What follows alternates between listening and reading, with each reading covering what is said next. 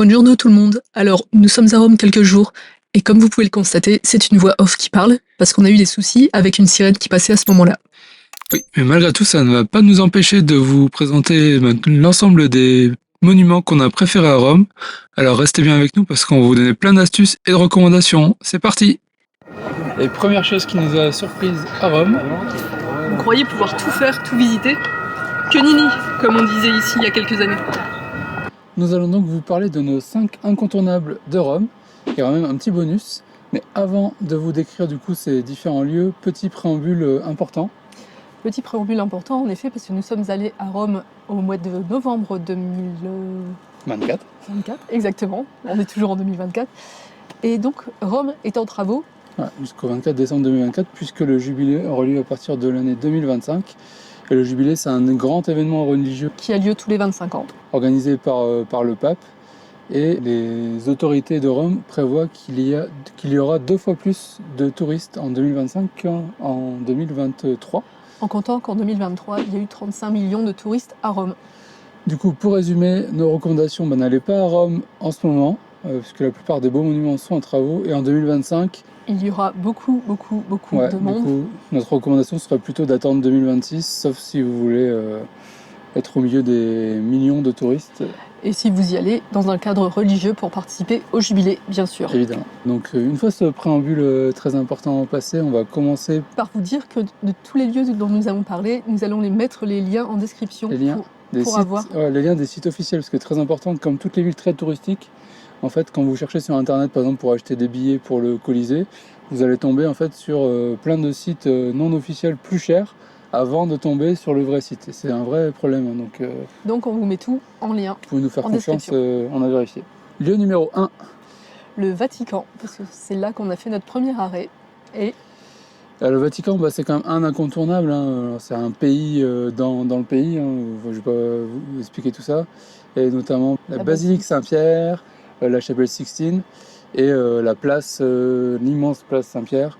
Nous, on a choisi de ne pas faire les musées, etc. Pas faire les musées. En fait, on y est allé, mais il y avait énormément de monde. Parce qu'il faut savoir que les musées de la Cité du Vatican sont les deuxièmes plus visités du monde. Les premiers, c'est le Louvre.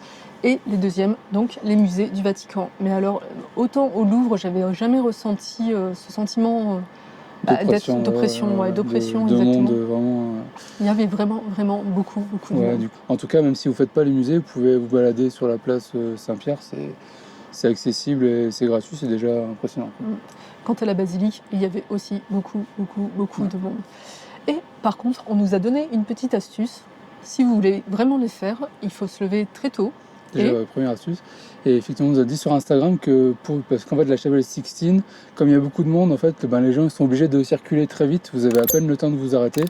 Et si vous voulez la faire, c'est d'arriver tôt et de faire le circuit en sens inverse. Donc a priori, c'est possible. Et vous allez du coup commencer par la chapelle Sixtine et vous allez être quasiment tout seul. Donc on l'a pas testé pour vous, mais en tout cas, c'est ce qu'on nous a dit. Donc bonne recommandation à vous faire. Maintenant, le lieu numéro 2, alors c'est pas forcément dans un ordre de préférence, c'est trop compliqué. Voilà, nous c'est juste l'ordre chronologique dans lequel on a fait. C'est évidemment, là pas de surprise, le Colisée. Le Colisée qui est le monument emblématique de Rome. Et qui fait partie des 7 merveilles du monde. Alors on s'apprête à rentrer dans le Colisée, on va voir si Godzilla est en train de dormir.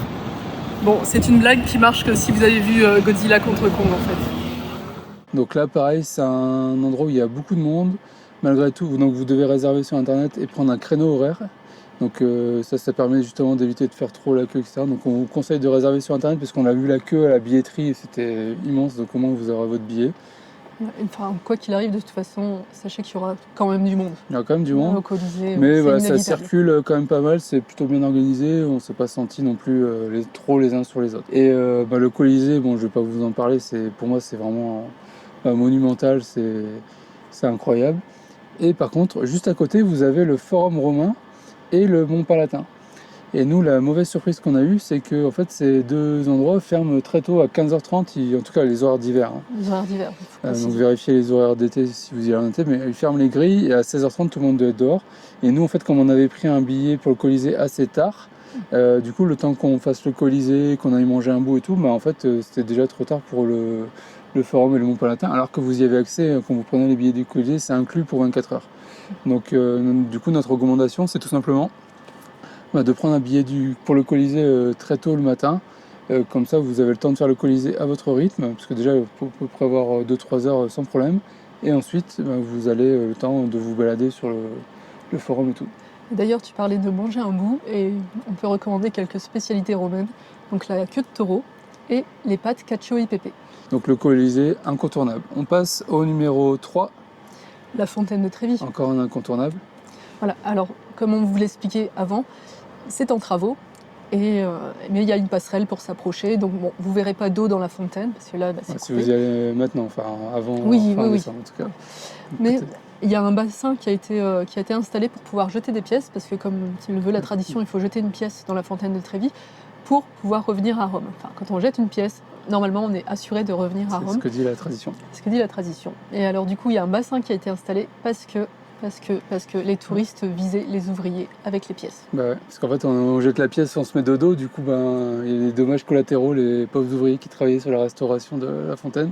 Donc ils ont mis un petit bassin, une petite piscine, bon c'est un peu ridicule mais bon. Alors là, c'est pas la meilleure période. Rome est en travaux pour préparer le jubilé 2025. Mais du coup, tout est en travaux et il n'y a pas d'eau dans la fontaine.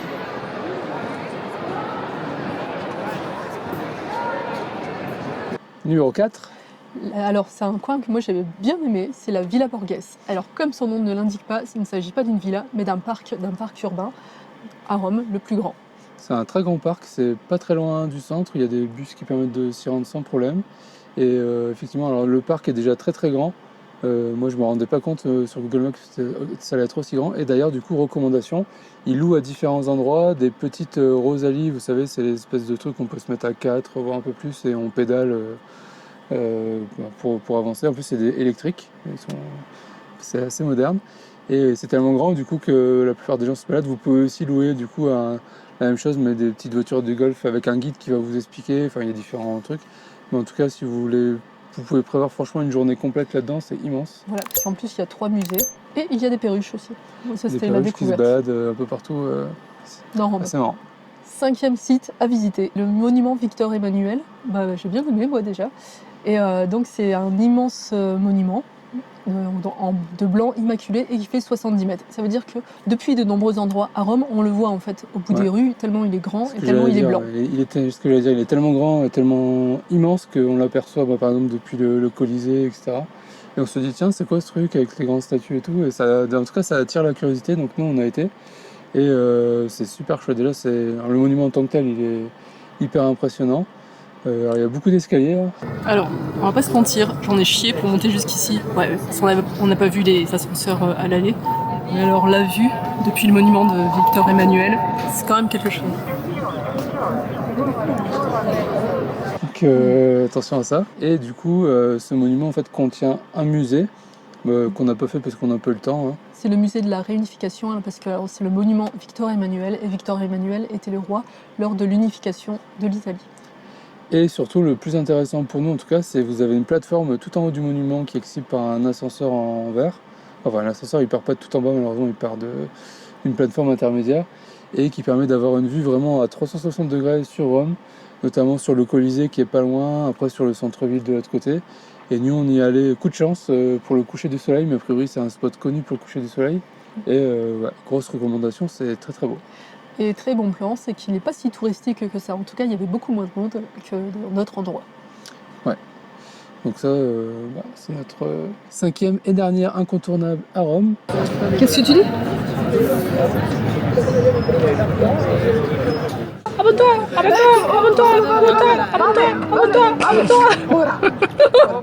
On vous a gardé comme promis un petit bonus pour la fin. Alors c'est pas à Rome même, on triche un petit peu, mais c'est à peine à 30 minutes en voiture ou en transport. Alors j'ai vérifié, c'est à 1h10 en voiture et 50 minutes en train. Ah oui, c'est parce qu'on l'a fait en 2 temps, oui, en effet. On s'est arrêté à un magasin avant, bref. Non, plusieurs magasins. Oui. Bref. C'est la ville de Tivoli. Tivoli, donc, qui est une ville qui contient 3, alors ils appellent ça encore villas, 3 villas qui méritent tout le coup d'œil, et en particulier la Villa Adriana. En tout cas, c'est celle où on est allé et c'est celle du coup, qu'on a préférée parce que c'est la seule où on est allé. Mais voilà, c'était super. C'était en fait alors, Est-ce que c'est villa, ville, village, bref, c'est un... J'ai vérifié sur le site de l'UNESCO, ils disent que c'est la ville idéale.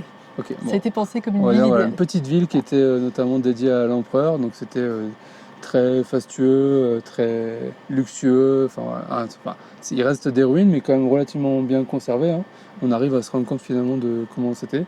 C'est très bien fait, ça coûte pas très cher, ça coûte 12 euros. Là, pareil, vous pouvez passer au moins 3-4 heures, voir la journée si vous Voir la voulez faire journée. le circuit complet. Il y a des bonnes explications et tout, et on a beaucoup aimé. Parce qu'après, il y a la Villa Este, donc c'est plutôt de type Renaissance. Ouais. Et ensuite, la Villa Gregoriana. Et là, c'est un parc Qui est plus naturel. un parc avec des cascades et tout. Les deux dernières là, sont beaucoup plus petites, vous pouvez les faire en 1 heure ou deux, je pense, sans problème. C'est plus dans le haut de la ville, alors que la villa d'Adrien, elle est en bas de la ville à 5 minutes. Bon, en tout cas, ça vaut le coup, franchement, de prendre le train et le bus depuis Rome pour s'y rendre. Surtout que, alors, certes, on y était en plein mois de novembre, nous, on était quasiment tout seul. Là, on est dans les grands termes. Grand terme, ouais. Et c'est...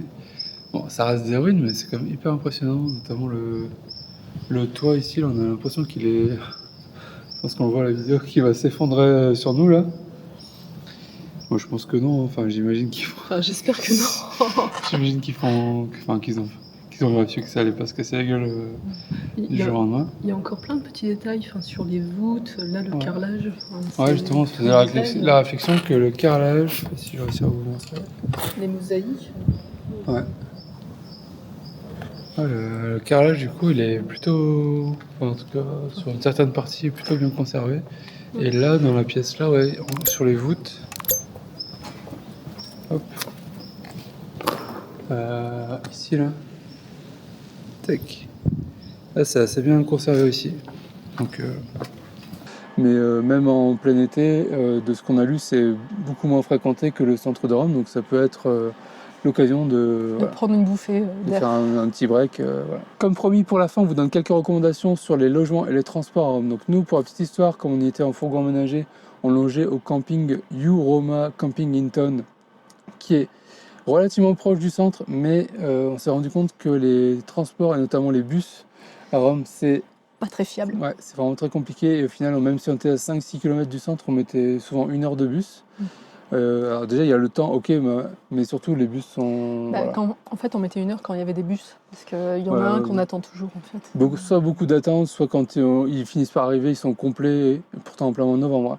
Et du coup, ils s'arrêtent même pas. Donc franchement, les bus, nous, on n'a pas vraiment apprécié à Rome. Du coup, notre recommandation par rapport à ça, c'est soit vous logez dans le centre de Rome, il y a finalement plein d'hôtels, sauf si vous avez un plus petit budget. Un petit conseil un peu plus malin, ce serait de loger dans des villes aux alentours, par exemple Tivoli, puisque Tivoli en train, c'est à 50 minutes. 50 minutes, et les billets de train sont vraiment pas chers, on est dans ces 3-4 euros, il me semble. Je crois que c'est un peu moins de 3 euros. Ouais, même, enfin, c'est vraiment super pas cher. Donc, et vous allez arriver en fait en train directement au niveau de ce qui s'appelle Termini, et là vous serez vraiment en plein centre, et là vous allez pouvoir rayonner, peut-être en bus, mais il y a aussi le métro. Il n'y a que 3 lignes de métro, mais ça fonctionne plutôt bien, là, on l'a pris.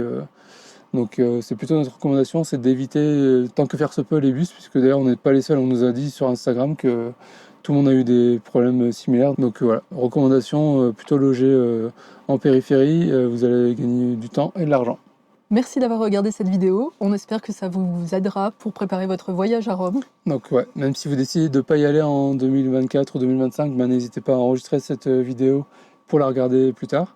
Ce sera toujours valable, les monuments ils vont pas bouger, ils sont là depuis des siècles. Et si vous n'êtes toujours pas abonné à notre chaîne, c'est le moment de le faire, puisqu'on a encore plein de recommandations à vous faire sur aussi bien des villes que des endroits sympathiques dans toute l'Europe. On n'oublie pas le petit pouce bleu aussi, ça nous aide beaucoup. Et du coup, à bientôt sur les routes d'Europe.